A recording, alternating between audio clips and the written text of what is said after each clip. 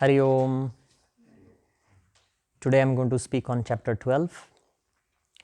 Chapter 12 is considered the chapter of Bhakti Yoga, but it's in continuation of the previous chapters 7, 8, 9, 10 and 11. If you remember the chapter 10 and 11, the 11th is the Vishwarupa Darshan, the cosmic form of the Paramatma, the divine. And that form is really not a kind and compassionate dimension for Arjuna or for our human consciousness. That form is infinite. It's a pure form of energy.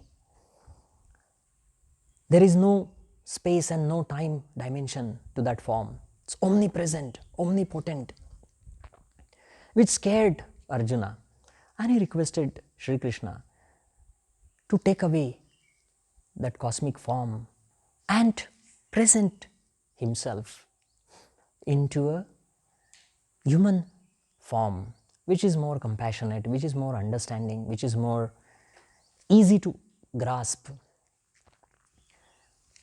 Now that same subject, same theme, Sri Krishna is starting in chapter 12. So he says to Arjuna that those people who try and understand this cosmic dimension of Paramatma, of course they reach that highest state, the Paramatma Pad, the moksha, freedom from the birth and death cycle. But it's very hard. It's not as easy, which you have experienced. So now I am going to tell you the other form, which is more gentle, which is something that you can connect with the human dimension of your mind.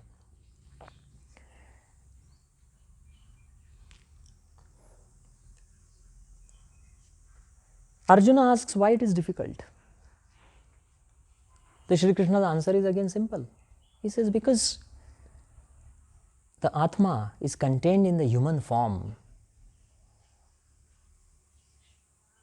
That human body becomes easier for the Atma to understand. And for you to evolve,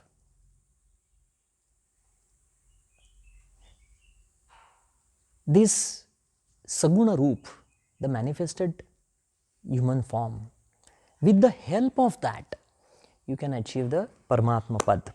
So how to achieve it? Sri Krishna has given 4 options, but these options are coming from the previous chapters. The first option, Sri Krishna says that the Mana and Buddhi, the mind and the intellect, bring it to that cosmic dimension. This subject we have discussed in chapter 2, Sthita Prajna, the absolute control of mind, balancing the intellect.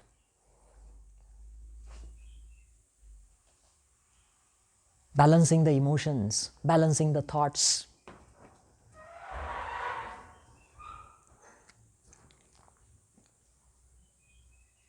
So this is the first option he tells Arjuna that he can practice to reach this moksha and cosmic dimension. The second option that Sri Krishna says is the chapter 6, the path of Ashtanga Yoga. Of course, Sri Krishna, when he lived, it was probably 5,000 years ago. Patanjali's Ashtanga Yoga was discussed by Patanjali 2,500 years ago. But the similar path that Sri Krishna has discussed in chapter 6, the Dhyana Yoga, practicing strict yoga lifestyle, trying to harmonize the body and mind, following yamas and niyamas, asanas, pranayam, asana, pranayam, meditation, and then with that dimension, realizing the true nature of the consciousness. That is the second option Sri Krishna tells Arjuna. The third option, Sri Krishna says, is connected with chapters 7, 8, 9. With this state of Atmadnyan, or this self-realization, you start performing your actions as yajna, that is, offering it to the divine dimension. So why I am doing this karma? To give back, to restore that balance in the nature, offering it to the Paramatma as a part of my duty, as a part of my role. And the last path Sri Krishna talks about is renunciation of the fruit of my actions. And in fact, if you see all these first three paths, they also take you to the same state. Renunciation of your attachments, giving up your fruits of your action and offering it to the cosmic. So if you look at these four options, Sri Krishna says to Arjuna, the starting point is start controlling your sensory organs, control your mind, balance your intellect, and through that you will realize yourself, Atmadnyan. And through that Atmadnyan, you will understand the importance of the creation. Then you will establish relations with every object, that Vishwadnyan, that Vidyan.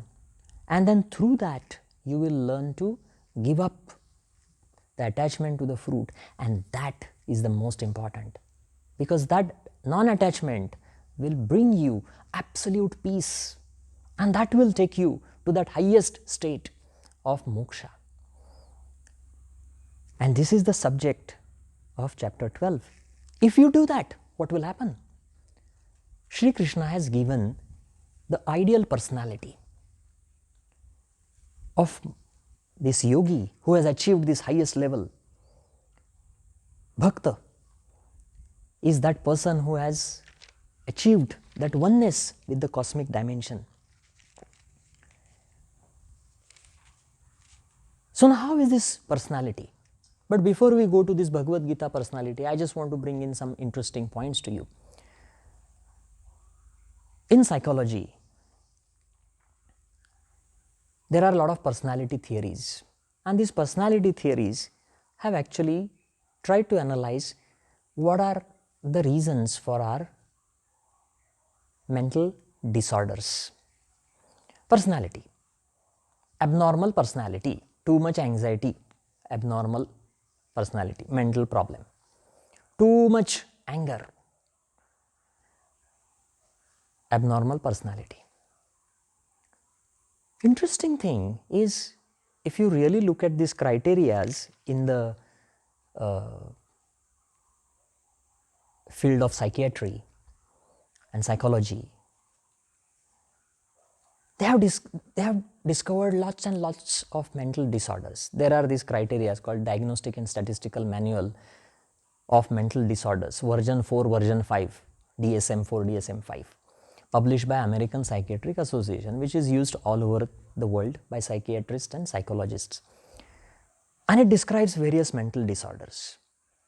Very interesting thing is, there is a lot of analysis of what happens in the negative state of our mind. Oh, there's this stress and that can lead to this PTSD. Oh, there's this anxiety, it can lead to this anxiety disorders or these phobias or this OCDs, depression. All of these disorders are evaluated. Around 250 plus mental disorders are written in these books. The interesting thing is, what is the definition of a normal personality? I told you abnormal, that is negative personality, negativity in the personal experience. Normal, the definition of normal is absence of abnormal, which is very vague. Everyone has anxiety. Then what qualifies you to be called as the person suffering from anxiety disorders?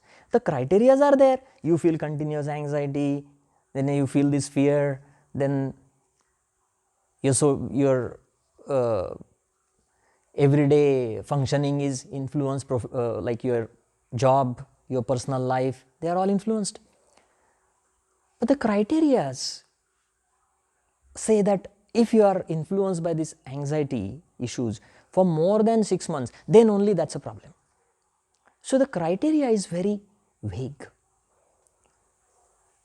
What Sri Krishna has done here, or for that matter the whole idea of yoga, is yoga has not only talked about the negative dimension of the personality or normal dimension, but it has talked about the positive dimension of the personality. What is that positive dimension that one needs to try and achieve? And if you see this chapter 12 description of Bhakta, it's nothing but a positive personality. And in that positive personality, a lot of qualities Sri Krishna has given. I told you that the Saguna dimension, the manifested human form of divine, of Sri Krishna, is what Arjuna wanted. But Sri Krishna has elaborated that form, and he says that form, that human dimension that you need to worship or you need to focus on or you need to try and copy it, is actually a personality with qualities. In our history of mankind, we always have worshipped people, our great masters. You have a statue of Buddha. What are you actually doing when you look at the statue?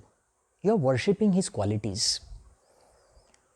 If you see the statue, how does the statue look? The statue is in a meditative pose. You don't see a statue of Buddha eating the food. You see the statue of Buddha sitting in meditation, a contentment on his face, a kindness and compassion on in his body language. And these qualities you worship when you look at Buddha. When you see the statue of Krishna, look at this beautiful statue of Sri Krishna. That beautiful smile is telling you that unconditional love that is there in his eyes and in his heart. Playing the flute is a bamboo stick. Inside it's empty. That emptiness represents ego-less state, no ego. So when you look at this statue of Sri Krishna, you are worshipping these virtues, these qualities, and that is Bhakti Yoga. Sometimes you see the statues of the great kings who have established rule of law, who has established some positive values in the society. We are not necessarily worshipping them as a human being. We are worshipping them because of those qualities. So actually we are trying to remind ourselves that these qualities are higher. And this is exactly what is discussed in chapter 12 in great details. So I am going to go to these qualities. And this is actually there deeper inside.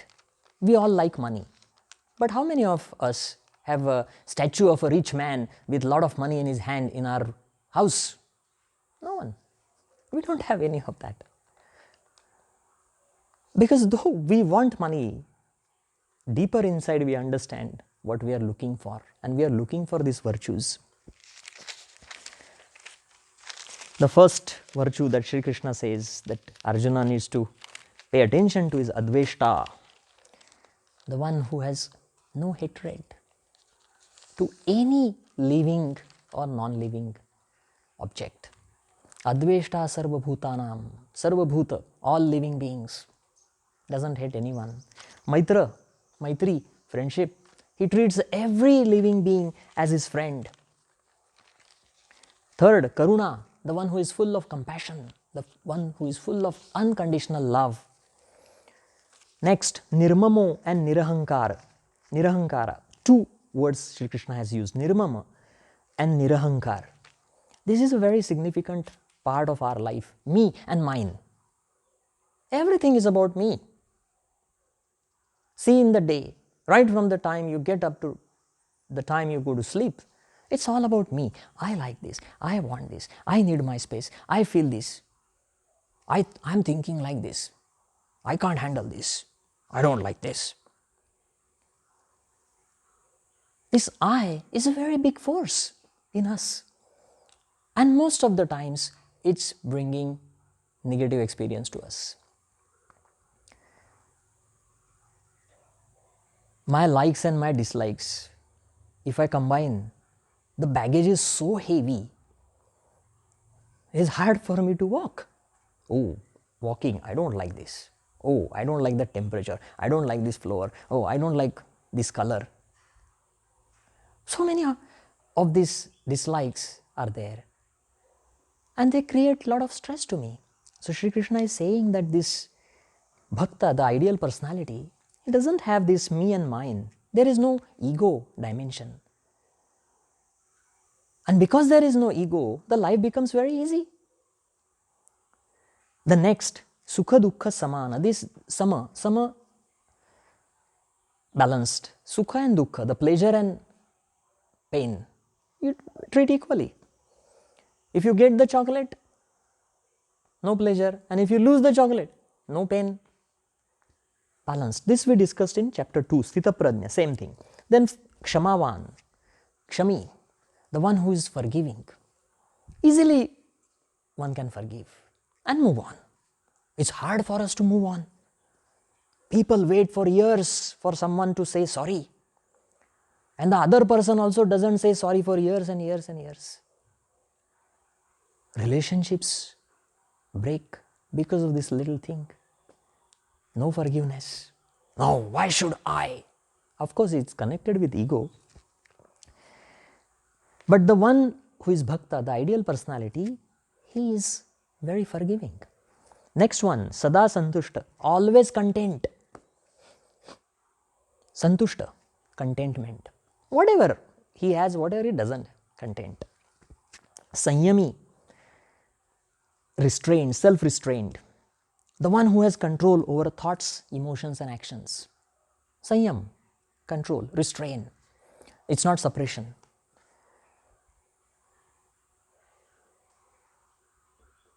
There's a story of Sri Krishna, of control of anger. There was one sage, his name was Rishi Durvas, yoga master, and he was discussing with his other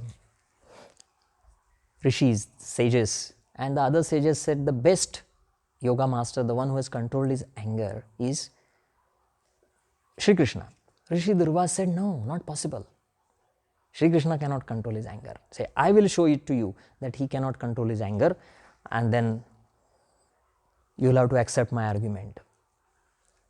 They said, okay, let's have a bet. So Durvas came to Sri Krishna's kingdom, and he decided that he'll do everything that will make Sri Krishna angry. Came in the gate of the kingdom, demanded Sri Krishna should walk barefoot, worship him there, and then take him.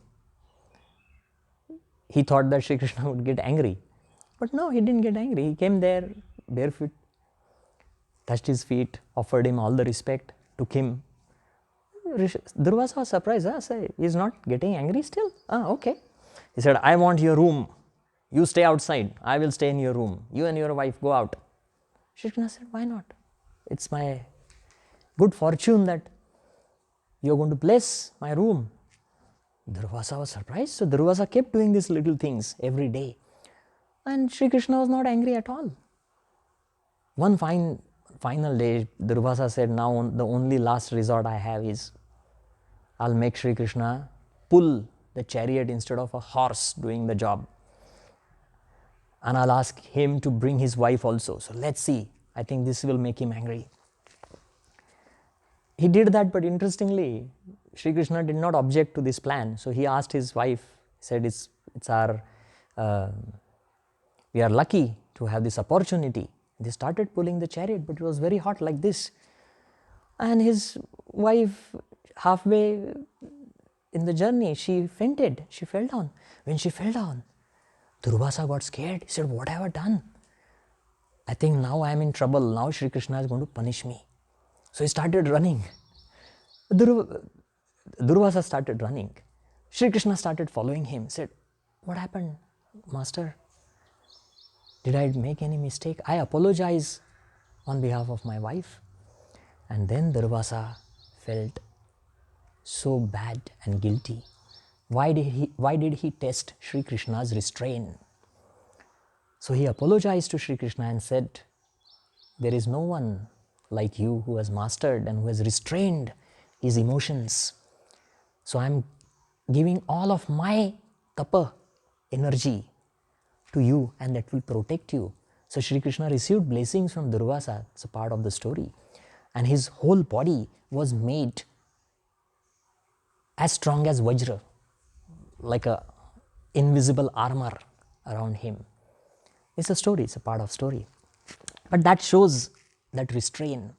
The next is Drudha Nishchay, strength to our resolve. It's a basic problem of our life. We don't stick to our own promise. We decide, I'm going to start exercising. When? A big problem. Tomorrow. And that tomorrow never comes. And if that tomorrow is Friday, then we say, why Friday? I'll start on Monday. If that Monday falls on 25th of the month, then you say, why 25th? I'll start in the next month. And if that month is December, then you say, why not wait 1st January? 1st January is always there. Every year it comes. So if I miss this year, no problem. There's a 1st January next year. If you look at the resolve of Buddha, he made a resolve that he will walk this path of spiritual teachings, spreading these beautiful ideas of how to live life. How strong his resolve was. He did not change after 3 months. We in our society, everywhere we keep changing. I start some job, and then after a few months I say, I don't know if this is the right thing for me. Then the relationships also, people say, I don't know if this is the right relations for me. I don't know if this is the right country for me to stay. Yoga, many people come to yoga. After 2 months, they leave yoga. Some people stick with yoga, but after 6 months, they say, no, I need to do another teacher training. After 2 years, they change into some other thing. That's why there's so many styles of yoga. No? So Drudha Nishchay is a quality. Once you make a resolve, you stick with it.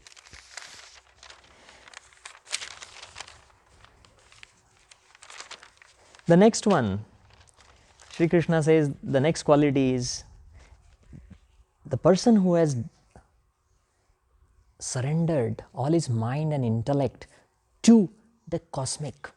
This is interesting. When the mind is surrendered to the cosmic, the mind is not thinking about me and mine. The mind is thinking about the divine dimension outside, objects outside. Whosoever is around me, I can connect with that person. That is the cosmic mind. The intellect, the one that is thinking about how to earn more money for myself, is not a divine intellect. When you offer your mind and intellect to the cosmic, the intellect is also thinking, what can I do to make things around me better? The mind and intellect, when they think like this, that person becomes very close to the divine. That's what Sri Krishna is saying. He goes very close to that dimension of moksha. Then the next is interesting. Sri Krishna says, the one who is not tired of people, and people are also not tired of him. To understand this, you can see the personality of Sri Krishna himself. Wherever he went, everyone could connect with him. You see the stories of Sri Krishna. Who were his friends?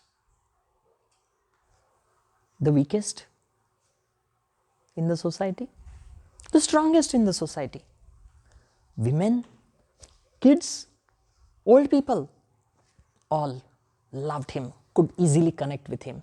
He was never tired of being with people. The stories say that there was no time that he was alone. He was always with someone. And that people were so inspired by his presence that they got addicted to him. There's these stories of Sri Krishna. Even people who opposed his ideas loved him. Bhishma and Dronacharya, the guru of Arjuna, and Bhishma, the great grandfather who was fighting from Kaurava's side, he was a devotee of Sri Krishna. When Sri Krishna stood on the war front and he said something connected with Bhishma's past life, Bhishma's previous events in his life, Bhishma offered his respect to Sri Krishna and said, I understood, it's time for me to go now, that's what you're saying, and I will do that as your command.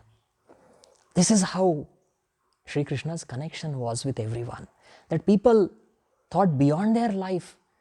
The gopis, they forgot about their body and they loved him going beyond the body.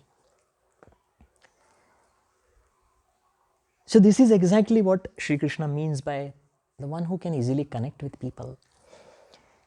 The next aspect is the one who doesn't have excitement, doesn't have anger, doesn't have fear, doesn't have hatred and jealousy, is very close to the divine. The one who doesn't have any attraction to the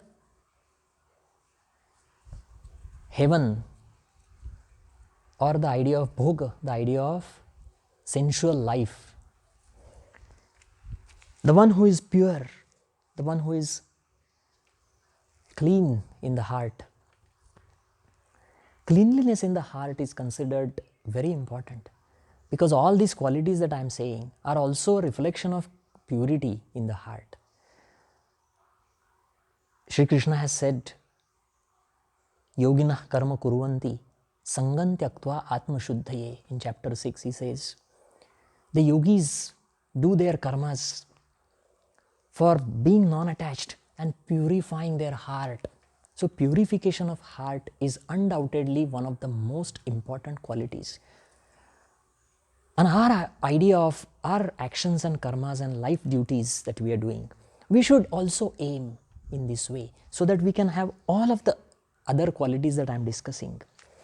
Then he is saying something more interesting. He says Daksha. Daksha is someone who is very aware of the present moment, which is missing in our day-to-day life today. When I am sitting here, I am thinking of future and I am worried. When I am sitting here, I am thinking of the past and I am feeling angry and I am feeling guilty and I am feeling sad. Oh, why this happened? Oh, why did I lose this? Oh, I could have done it differently. Oh, why this person had to face these bad things. Oh, I could have said this good thing to that person, but now he's dead. Look, I am in the past, I am in the future. What about the present? When I am sitting, I am not even aware that I may be hurting someone's feelings just by sitting, just by the way I am talking, just by the way I am smiling. I don't have any awareness. It's just not about awareness of others. We don't even have awareness of our own self. When I am sitting, next day I develop back pain and I say, oh, it must be because I was sitting very wrongly yesterday. What it means? I didn't have any awareness yesterday. Sri Krishna says the yogi, the ideal personality, the bhakta, is the one who has this awareness, the one who is udasina, neutral when it comes to reactions, sakshi bhav, mindfulness. The idea of mindfulness that people talk about these days, they just think mindfulness is about stress management. Mindfulness is about successful, career and life, because if I am mindful, then I will be successful. No, mindfulness is a great quality. It means that you have developed that neutrality. every situation or any situation. Then Sarvarambha Parityagi, the one who does not initiate the Kamya Karma, the actions that lead to desires. This is significant. We initiate an action that can trigger desires. I am walking on the street where there are lots of sweet shops. The yogi will not walk on that path. Say no, forget it.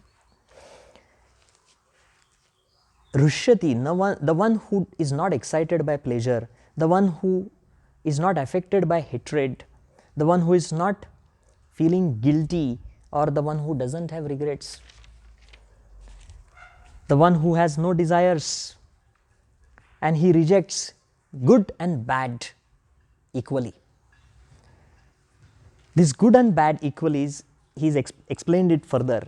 The one who has equality to his enemy and friend. An enemy and a friend is in front. Yogi looks at him with equality. Someone criticizes him, someone praises him, he is equal. Someone gives him respect, someone insults him, he is equal. There is cold and hot, he is equal to both.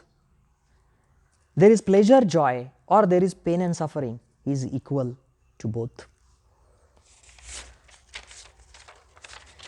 The next quality he talks about is Aniket, the one who has no attraction, no attachment, not attraction, no attachment to the family life, or the pride, or that social life which gives you a lot of respect and all of that. There is no attachment with anything.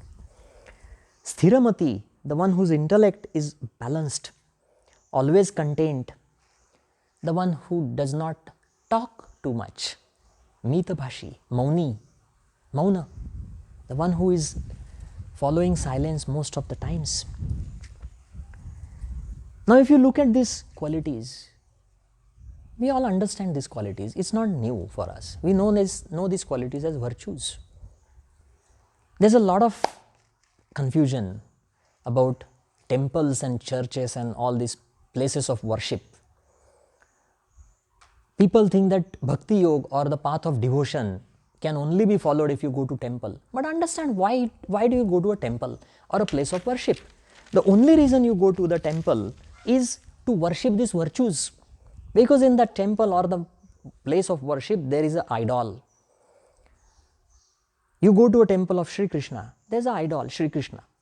What is he showing us? He is just representing these qualities. So I go there, I don't think about my desires and my ego, but I am thinking about the qualities. So I am meditating on those qualities. When I go there, there are some interesting things in every place of worship all over the world. First, it's decorated.